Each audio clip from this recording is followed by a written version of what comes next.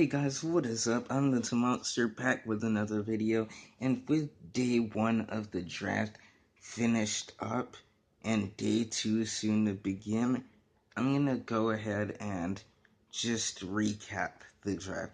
So, of course, it started off with the Browns taking Myles Garrett. No surprises there.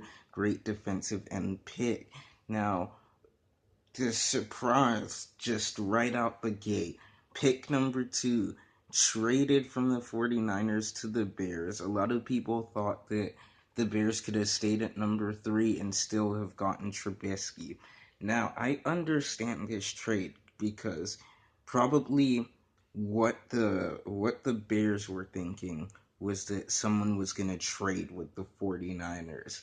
And so if someone traded with the 49ers, that would put their bid on Mitchell Trubisky at risk. So they wanted to make sure if anyone got the trade with the 49ers, it would be them. Because the 49ers made it very clear that they were looking to shop this pick.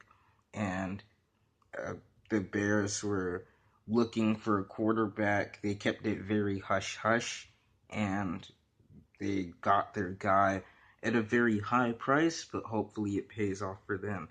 Now the 49ers, they go ahead and take Solomon Thomas, um, another good defensive end pick. I actually had him mock drafted going to the 49ers. In my mock draft, I didn't see Trubisky even being the first quarterback drafted. Um, but then the Jaguars take Leonard Fournette. Don't think too many people were surprised by that. Their starting running back right now is TJ Yeldon, I think, and that's a really big step up.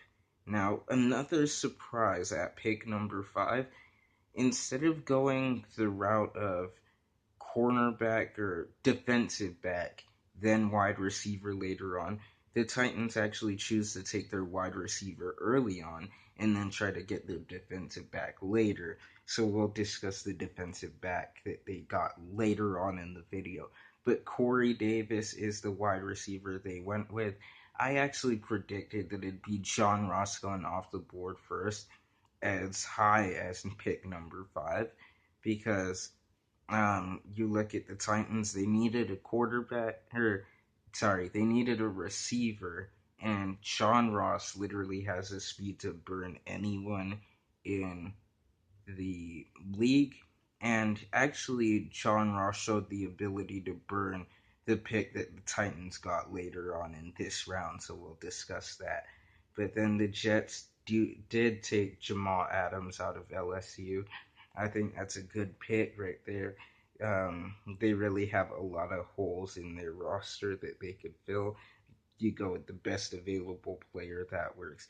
The Chargers, I thought they should have taken John Ross. You already have a good enough contested catch receiver in man, I'm blanking on his name, but Keenan Allen, my bad. They have a nice contested catch receiver in Keenan Allen. I don't understand this pick, but um, well, I do understand this pick, but not completely. The the Panthers, they take Christian McCaffrey, running back out of Stanford. Now, the reason I say this isn't the greatest pick is because I don't know if he's actually going to be that good. He's going to be a definitely really good change-up back if he plays to his true potential. He'll be really good. I don't think he's obviously not a bruising back. He's a speed back. Hopefully, he has the speed to get it done and find himself a home on this offense, because the running back core is not up to par with the ability of Cam Newton. You can say all you want about Cam Newton, but we can all agree that the Panthers would be much worse off with a lot of other quarterbacks that they could potentially have. Pick number nine, the Bengals, they take John Ross. I actually had John Ross mocked in my latest draft going to the Panthers. The draft where I had him going to the Titans was my first mock draft. So I had him going to the Panthers. I was one pick off. Um, now the Bengals. John Ross is going to the Bengals. So um, this gives them a nice compliment to AJ Green. Really gonna test a lot of defenses. Then we have another surprise trade. There were quite a few trades in this draft that I some of them are more understandable than others, and then there are a select few like the Bears 49ers trade. A lot of people will say the Bears gave up too much to get Trubisky, but like I said, it may have been with some type of intelligence that somebody else was going to trade up and nab Trubisky. Um, but yeah, going with the trade was the Chiefs to the Bills. I believe that was 17 picks up that the Chiefs went up, and I think they had to give up one first rounder and two second rounders or something like that. It was it was a big bounty to move up. I know that for sure. But they took Patrick Mahomes, and this was the point where, as a Texans fan, I was like, "Oh crap!" Like I was thinking, okay, it's fine. They can pick up um, Watson. Mahomes will still just slide down until he gets to the Texans at 25. So I was like, man, if Mahomes is gone, a guy that I actually mocked as being the third quarterback off the board, then it's not going to be too much later till someone nabs Deshaun Watson. And to me, that was either Cleveland or Arizona. But getting to that, there there was some hope for my team. The Saints take Marshawn Lattimore, a really nice pick. A lot of people had him as a top five pick, and but the story of the draft, I think, was a quarterback that many people had as their first quarterback off the board. I think he is honestly the best quarterback out of this draft class. Maybe not the best arm talent. Um, he's definitely the best. He's the best. He knows how to win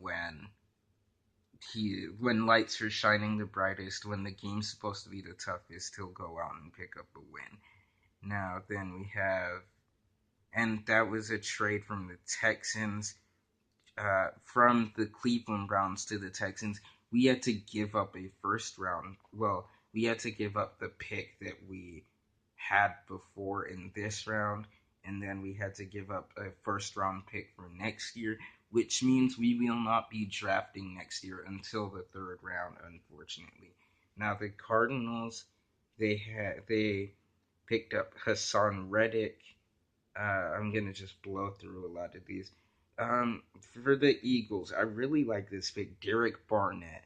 This guy, to me, 3 plus or 3 straight 10 plus sack seasons. This guy's a beast. He'll get it done. He is ready to eat. Um, pair him with Fletcher Cox. You have a good um, D line. And then the Colts take Malik Hooker. Nice safety. They need a little bit of help there. Ravens take Marlon Humphrey, a guy who I honestly think is really good. Alabama always produces great talent, and we have a lot of Alabama players out of this draft. Speaking of, the next pick is out of Alabama as well. Redskins take Jonathan Allen, great defensive end. Titans, surprise, bit. I'm intrigued by the pick. I think this guy could be good, but I don't know. Um, oh, just so you know, I have like paint on my fingers, so don't think that's anything weird. But yeah, Adoree Jackson.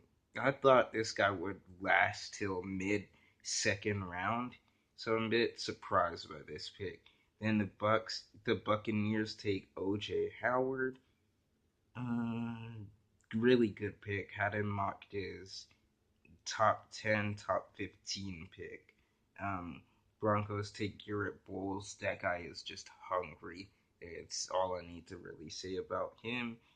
Lions surprise a bit. Jared Davis. I thought there might.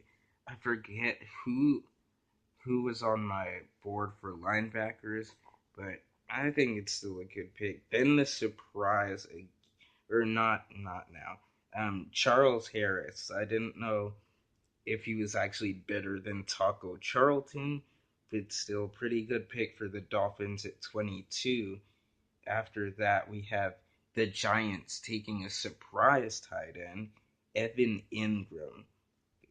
Really fast matchup nightmare. Might even be able to play some wide receiver. He has a quicker 40 time than DeAndre Hopkins, which is really outstanding. Then the Raiders take Garyon Conley, who's under some accusations which he claims are completely false, which everyone would claim that. So little bit of a intriguing pick there to place a bit of your future in a guy who's under investigation. Then you have Jabril Peppers at pick 25, the pick that the Texans owned before they traded up. And this Jabril Peppers came up with a dilute drug test. So interesting that he still made his way to round one. Hopefully, he doesn't get his life ruined by the Browns. Then Falcons, they took Takarist McKinley. This guy was really good. I watching his tape, but also watching the heart that he had when he came up onto the stage to accept his selection. He brought a picture of his grandmother. He used some some words, but it was all showing the emotion that he had to finally get to the NFL and finish this journey. But is he really finishing it or is he just starting it? So nice to see that. Then we have Tre'Davious White out of from for the Bills. They need some corners. Tre'Davious White, 4-year starter, I believe. Really good at pass breakups. I like him. Cowboys took Taco Charlton, defensive end from Michigan. I'm kind of surprised because I thought a better pick here would be a defensive back, but I'm intrigued.